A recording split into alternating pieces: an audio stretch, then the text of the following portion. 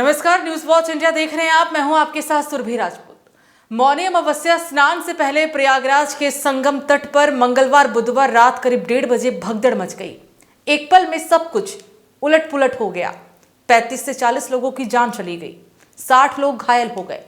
घायलों के परिजन अपनों को बचाने के लिए सीपीआर दे रहे थे। हादसे के बाद जो तस्वीरें सामने आई उसे देखकर हर किसी की आंखें नम हो गई। इस भगदड़ में कई घायल हुए, सभी को अस्पताल पहुंचाया गया।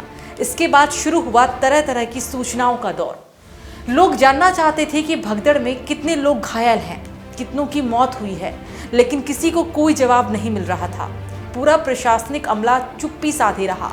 प्रयागराज से लखनऊ तक कोई ये कंफर्म नहीं कर पा रहा था कि घायल कितने हैं, कितने लोगों की जान चली गई।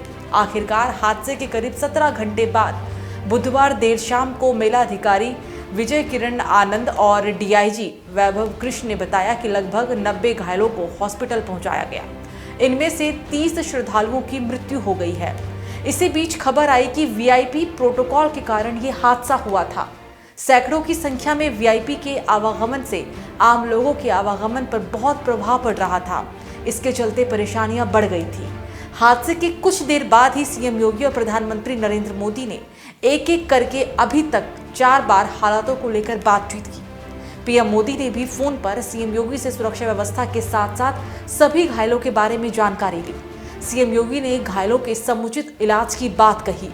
हादसे के बाद सीएम योगी ने तुरंत पुलिस प्रशासन को फोन करके अलर्ट कर दिया और कहा कि लोग सुरक्षा के साथ गंगा के किसी भी घाट पर स्नान करें, अफवाहों पर ध्यान ना दें।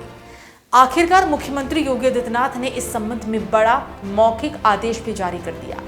आदेश के तहत अब उत्तर प्रदेश के महाकुंभ सहित प्रमुख धार्मिक स्थलों पर प्रदेश के नेताओं के आवागमन पर रोक लगा दी गई है। सीएम की ओर से सभी प्रशासनिक अधिकारियों को निर्देश दिया गया है कि इस दौरान वीआईपी प्रोटोकॉल पर रोक लगाई जाती है। ये रोक सीएम के अगले आदेशों तक रहेगी।